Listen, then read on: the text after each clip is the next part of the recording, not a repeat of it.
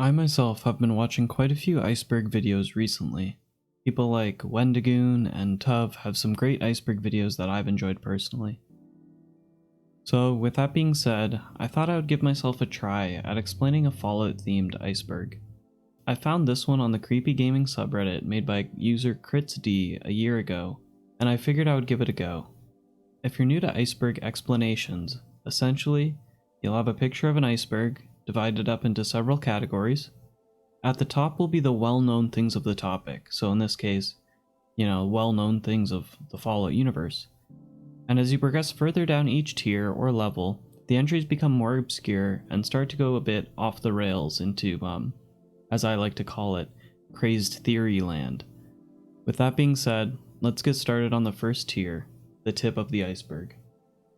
The Great War. The Great War was a big finale to the old world. I actually have a short series going on the pre-war events of Fallout leading up to the Great War. An exchange of nuclear weapons would destroy much of the Earth and plunge it into the apocalyptic setting that we see in the game. The Great War itself took place on October 23, 2077, and only lasted 2 hours before the planet was torn to cinders. The Institute. The remnants of the Commonwealth Institute of Technology became shortened to the Institute. The former college would use their underground laboratories and research facilities to create synthetic humans, or synths as they're called in-game. Believing that they were greater than the people of the Commonwealth, the folks of the Institute locked themselves away from the rest of nuclear society. When Fallout 4 starts, the Institute is sort of the boogeyman to the rest of the Commonwealth, known for being responsible for kidnappings and missing persons. Synths. Created by the Institute, these are lifelike synthetic humans. Earlier models were more primitive and looked like a starving C-3PO. However, a breakthrough using the forced evolutionary virus and DNA from an unirradiated child allowed them to create synthetic and eventually lifelike flesh to cover the newer synth models. The newer synths are nearly impossible to differentiate from a regular human, and in some cases, these synths entirely replace the person they were modeled after, like Roger Warwick. Vault-Tec. Vault-Tec is the defense contractor notorious for their nuclear fallout shelters dubbed the Vaults.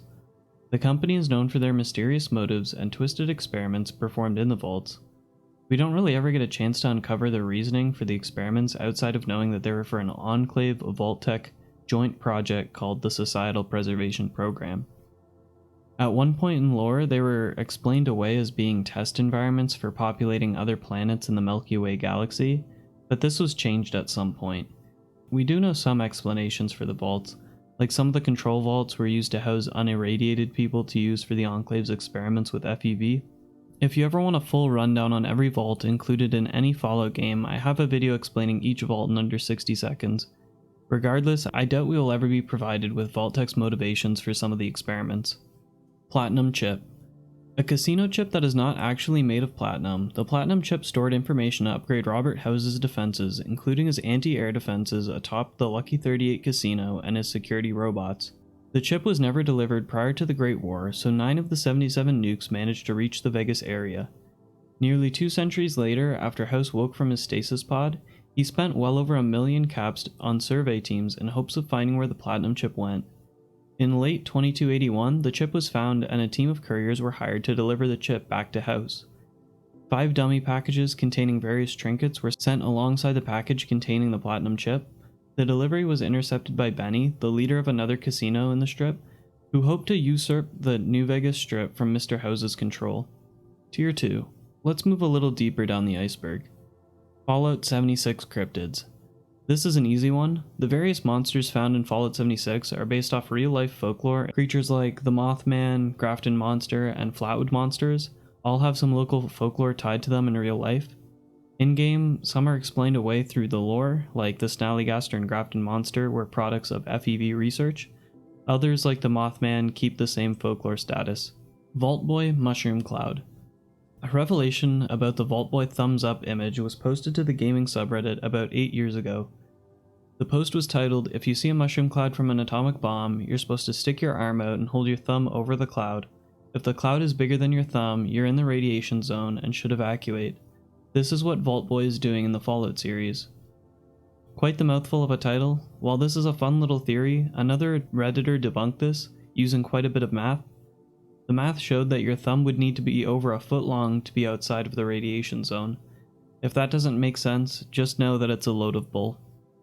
Vault-Tech experiments. I kinda already covered these in the Vault-Tech part. TLDR, mysterious and unethical experiments in the vaults were bad. Things like releasing hallucinatory gas or providing chems to former addicts. Shaun is father. This is the theory that the leader of the Institute is who he says he is and is your son, who has now grown up since being abducted by Kellogg. I'll get more into this later down the iceberg. Stealth Boy side effects. Nightkin are a type of super mutants who, after rampant Stealth Boy abuse, have developed permanent neurological conditions such as schizophrenia. These conditions have only been seen in Nightkin though, and haven't been found in any humans that use the stealth tech. Tier 3. We get into some pretty fun ones from here on out. The Lonesome Drifter is the mysterious stranger's son. There are a few suspicious pieces of evidence that make me believe in this theory. The Lonesome Drifter describes his father as a real mysterious feller. He notes that the only item that his father left was the mysterious magnum, which plays the mysterious stranger's theme song when drawn or holstered. I know it's not a ton of evidence, but it's a harmless theory surrounding one of the cooler perks of New Vegas. Fallout 76 Debug Room. A few months after the game's release, some Fallout 76 players managed to break into the developer room of the game. The dev room was a secret room filled with high-level items. Dev rooms are accessible in Bethesda's single-player games, usually through console commands, but some folks managed to get their way into the multiplayer dev room in 76. Many who managed to get into the room were offered a swift ban, and later an email asking how the player managed to get in. Even Bethesda was unaware of how some of the player base managed such a feat. It was a wacky time, a time when luckily I wasn't playing the game. If you want a history of Fallout 76's unfortunate launch, check out Internet Historian's The Fall of 76. It's a good video. Dunwich Borers. The Dunwich Borers are a marble mine in the Commonwealth with some weird happenings that occur. It's a play on words of H.P. Lovecraft's Dunwich Horrors novel. The mine itself is pretty creepy, with weird flashbacks showing cultist activity. At the end of the mine, a small body of water can be found with the unique machete, Krem's Tooth. Also at the bottom is part of a statue that resembles a face. If you console command out of bounds, you can see the full face. It's the same statue that appears at metros like the Mass Pike Tunnel. It's likely a reference to another Lovecraft story, The Shunned House, where the protagonist digs underneath an abandoned house, discovering the elbow of a colossal being underneath. If I had to provide any sort of speculation with the flashbacks, I'd wager that the cultist activity was something similar to Cabin in the Woods, where these folks were making sacrifices to the Colossus in hopes of appeasing it. I don't know, it's just a silly theory. I love the paranormal aspects of the Fallout universe. For me, it's probably one of the scariest locations Fallout has ever featured. I really don't want to ever go back. It's a one and done for me. Flatwoods monster is a Zetan. A cryptid of Fallout 76, the Flatwoods monster can be found in, you guessed it, the Flatwoods. And yeah, like the title says, I do believe that the Flatwoods monster is a Zetan. That is to say, the Flatwoods monster is the same alien species as the ones found in Fallout 3's Mothership Zeta DLC. There are some pictures floating around the internet where you can see the Flatwoods monster's stubby legs controlling part of the suit. So yeah, I believe the monster in the Flatwoods is a deformed Zetan. With that being said, the Sallys aren't the same person, no matter how many times you try and tell me otherwise. If you know, you know. Trashcan Carla is an Institute informant. Straight up, this isn't a theory, but it is something that may not be well known. In the Synth Retention Bureau terminal in the Institute HQ, it's revealed that Trashcan Carla, like many of the caravanners of Bunker Hill, are Institute informants. This doesn't mean that they're constantly funneling info to the Institute, but it does mean that at some point in the past, this list of people provided info on escaped synths and suspected railroad activity in exchange for caps. Nuka-Cola is a health hazard. With 120% of the daily average sugar content, you probably should avoid drinking this. Tier 4. We sink deeper down to the more obscure things of Fallout. Dogmeat is a synth. Wowie. This is a big one. And one that I haven't heard before doing research for this video. I think this theory is backed up by a couple things. 1. Dogmeat instantly bonds with a soul survivor. 2. Valentine can communicate with Dogmeat through perhaps a secret Institute frequency. And 3. Dogmeat inexplicably shows up to Kellogg's house in Diamond City without any prompt, almost as if he is keeping an eye on the sole survivor's progress. All in all, I don't really buy it. Dogmeat is just one special dog. Similar to the other main characters in the Fallout games, they just show up, help out, change the lives of many, and quietly leave. To me, Dogmeat is just like that. Ham started the war.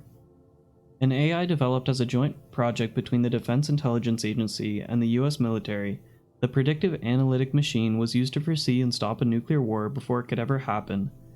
This theory surmises that Pam, the all-knowing calculator wizard, foresaw that nuclear war was unavoidable and streamlined the process, first launching American nukes. Anytime a new theory about who launched the first nukes comes up, I just think that it ultimately doesn't matter. The setting and stories of the Fallout games remain the same regardless of who fired missiles first, and my guess is that it will always remain a mystery.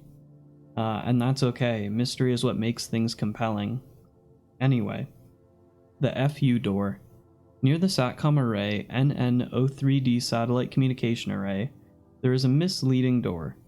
Opening the door leads you to a concrete wall with the words "fuck you" graffitied on the wall. In a similar vein, there are a bunch of weird things at the location. A giant teddy bear behind a boarded up door, a chess game in progress, a couple of coffins with skeletons in them, sporks being balanced on a railing, a ton of empty whiskey bottles laying about, balancing missiles, and a pair of mini nukes on a makeshift scarecrow. A similar FU door can be found in Fallout 4 as well, except instead of the profane language, you're met with a red skeleton and then a sentry bot appears behind you.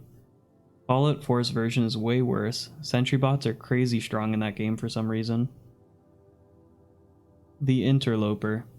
A paranormal entity tucked away in the depths of the Lucky Hole mine, the Interloper perverted the minds of some Mothman cultists. The Interloper called to cultist Jeff Lane, choosing him as the conduit of the unknowable, and promised to reveal the true hidden reality. It's a pretty creepy thing, actually, that appears as a massive thing in the mine.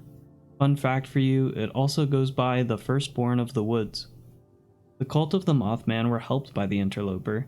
In desperate need of water, the Interloper created a natural water spring. It's honestly just a really creepy entity, maybe the scariest of Fallout 76. Just looking at images makes me uncomfortable. Doc Mitchell glitch. A creepy glitch can happen in New Vegas where, as the courier is coming to at the beginning of the game, Doc Mitchell's head can be seen rotating a full 360 degrees. It's quite the creepy sight for first-time players who don't realize that it's a glitch. Fallout is a Lovecraftian story. This one's pretty self-explanatory and goes along with the Interloper and Dunwich Borer entries. Essentially, the theory states that the Fallout universe shares the same universe as H.P. Lovecraft. It's just a fun theory that plays on the paranormal aspects of the Fallout games. The Elder Scrolls and Fallout shared universe theory. This theory states that the Elder Scrolls games and the Fallout games, both made by Bethesda, mind you, share the same universe. It's a pretty half-baked theory supported by commonly named items that appear in both games, like Nirn Roots and Sweet Rolls. Outside of the Elder Scrolls not taking place on Earth, the two theories I read actually disagree on which game's universe came first. One theory poses that the Elder Scrolls happened first, then a cataclysmic event occurred leading up to Fallout's timeline. Another theory I read mentioned that Fallout's timeline occurred, and then the Aedra of the Elder Scrolls saw the Fallout universe as a failure, and wiped the slate clean, creating the Elder Scrolls universe. It's a lot of grasping at straws just because Nirn Root is found in Fallout 4, but it's also kind of fun. Moving on. Tier 5. The Easy Pete Migration. A reference to a Jerma video where he spawns a dozen Easy Petes on the strip, the army of Petes proceed to collectively try and return to their home in Good Springs. The New Plague. I actually made a short video about this not too long ago. The New Plague was a virus that plagued much of the United States pre-war. Also known as the Blue Flu, the symptoms included sweating, swelling, and would lead to lethal external hemorrhaging. Americans were told to isolate and refrain from socializing. The government used the severity of the virus to promote propaganda around it, claiming that a symptom was socialist thoughts. No cure was ever made, but research performed by Westech would lead to the Pan-Immunity Virion Project, and eventually research into the forced evolutionary virus. It's not a super well documented event in Fallout, only ever canonically being mentioned in Fallout 3 and the original Fallout 1. The event was going to play a bigger part of Black Isle Studios' cancelled Van Buren project. Just an obscure little event, it's kinda neat. Impossible potatoes. This is a weird one on its own. I think this is in reference to the Brotherhood of Steel claiming that potatoes are extinct, but old world potato food products can be created with the weird potato-tomato hybrids of the universe, the Tato, and the fact that potatoes do exist in Fallout New Vegas. Now this is all very confusing, and I think that's the point. A potato's simultaneous extinction and existence creates the impossible potato. It's a weird one, and that's my best interpretation. If you have another interpretation, feel free to comment. I'll heart the best one, I guess. Sierra Madre is Hotel California. A reference to the Eagles song, this Iceberg entry is noting the similarities between the hotel described in Hotel California and the Sierra Madre in New Vegas' Dead Money DLC. The song itself is about how America lives in excess and is focused on materialism. This is a significant theme in the Fallout universe as well, as one could argue the events of the Great War were brought on from America's focus on consumerism. Outside of the similar themes, the lyrics just kind of remind you of the Sierra Madre as well. I'll read some of the lyrics and we'll try to identify some of the similar themes. On a dark desert highway, cool wind in my hair. Well, for starters, the Sierra Madre is in a desert. Warm smell of colitas rising up through the air. Ahead in the distance, I saw a shimmering light. My head grew heavy and my sight grew dim. I had to stop for the night. The Sierra Madre has a sickening way of drawing people in. There she stood in the doorway, the Vera hologram and radio messages drawing in travelers. I heard the mission bell, and I was thinking to myself, this could be heaven or this could be hell. It could be heaven because the technology at the Sierra Madre is life-changing, the chip machines can print just about anything, and hell because in the wrong hands, the technology at the Sierra Madre could take over the Mojave, which is an actual Easter egg ending in the game. Then she lit up a candle and she showed me the way. That could be Elijah guiding the courier. There were voices down the corridor. I thought I heard them say, "Welcome to the Hotel California. Such a lovely place, such a lovely place, such a lovely face. Plenty of room at the Hotel California. Any time of year, you can find it here." Her mind is Tiffany twisted. She got the Mercedes-Benz. She got a lot of pretty boys that she calls friends. I'd interpret this to be the ghost people. How they dance in the courtyard, sweet summer sweat. Some dance to remember, some dance to forget. So, I would take that as the ghost people. I'll stop here, and there are a couple more references, but I'll let you point them out in the comments. It's a neat little rabbit hole to explore. I was actually surprised by this because I had never heard this theory before. So, pretty neat, +1 to the Iceberg. I really like this one. Carhenge. Carhenge is an Easter egg location in Fallout 4. It's a reference to the real-life Stonehenge. I guess the mystery of Carhenge is the same as Stonehenge. No one really knows how the cars got to be where they are, although it's a bit less mysterious in the Fallout universe because my bet is that a super mutant behemoth probably placed those cars there. Wouldn't that be neat? I'm not sure why this is so low on the Iceberg, but I guess it's a bit obscure. Enclave is good. The Enclave is good theory is as plain as the name. The games portray the Enclave as a bad guy because the main protagonist's goals typically conflict with the goals of the Enclave, but the Enclave is trying to restore humanity to its purest form, allowing those who get in the way. It's all about perspective. Everything is dependent on perspective. If you put yourself in the place of the Enclave and see the people of the Waste maintain their new society, it's just plain opposition to your goals. The people who don't embrace the Enclave's order would be strictly opposing it. I don't agree with the Enclave's methods, and they do come off as comically evil quite a few times. It's just an interesting entry about perspective. Point Lookout Dinosaur. In the waters of Point Lookout, a T-Rex can be found. Or, not a T-Rex, but a T-Rex skeleton can be found. Yeah, there's not much to it. There's an ammo box there, so that's kinda neat. The Grenade Man. There's a Raider folklore story about a man who walked into Hardware Town and threw a bunch of grenades at the Raiders and opened fire. But the grenades were really rocks, and the man was just making machine gun noises with his mouth. The raiders were dumbfounded by the man and were left motionless as he left out the back door and rode off on his motorcycle. Players have been looking for Grenade Man for a while now, but I don't think such a person exists in-game. Unlucky. Fox was a female. Super mutants lack a defining gender distinction. If you were a woman and ended up turning into a super mutant, you'd look the same as if a man was exposed to the FUV. A terminal in Vault 87 claims that Fox was actually a female test subject. I believe this theory was debunked as lead designer Emile Pagliarulo confirmed that Fox was indeed male. As I research further down the tiers, they just get better and better. Wow. Tier 6, you are a synth. This is a theory that some fans firmly believe, and I think it matches with the themes and messages of Fallout 4, and ultimately, like the Pam theory, it doesn't change anything. So if you want to believe that the sole survivor is a synth, more power to you. This theory is based on a few things, one of which being able to access VATS prior to acquiring the Pip-Boy. I don't put much stock into it though. I can't imagine Father would let a synth become the leader of the Institute, nor could I imagine Father allowing a synth to rebel against the Institute either.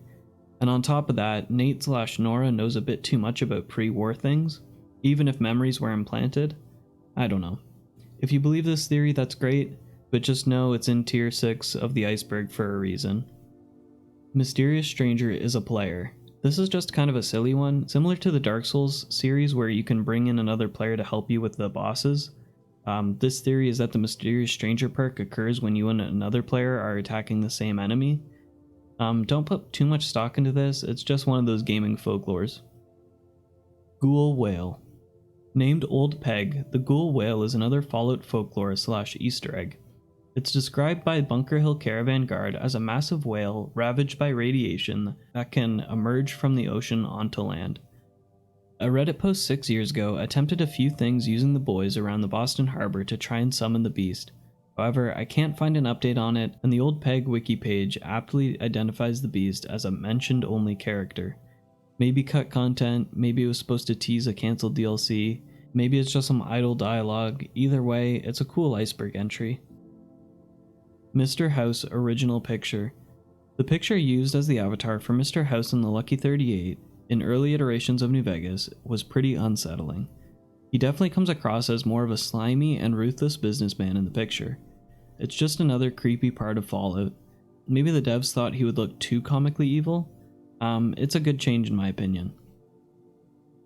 Living mannequins. In a world with synthetic humans, can we really trust the mannequins of Fallout aren't synthetic humans either? I mean, they do kind of look like Generation 2 synths. The theory would also explain why mannequins appear in the strangest locations.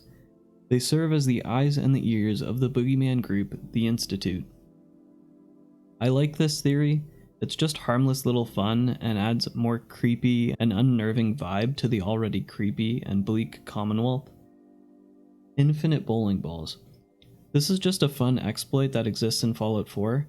By taking the bowling ball mod off the Striker and adding it to the Big Boy will begin shooting 2 modified bowling balls. Then from there, you just collect the ones that you shot and you've got an infinite supply of bowling balls. That's gotta be good for something, right? The X-01 Retcon. This is a pretty big controversy in the Fallout community, it seems. And essentially, it's a whole lot of ruckus for not a lot of impact on the overall world of Fallout. The X-01 power armor is said to have been created by the Enclave post-war.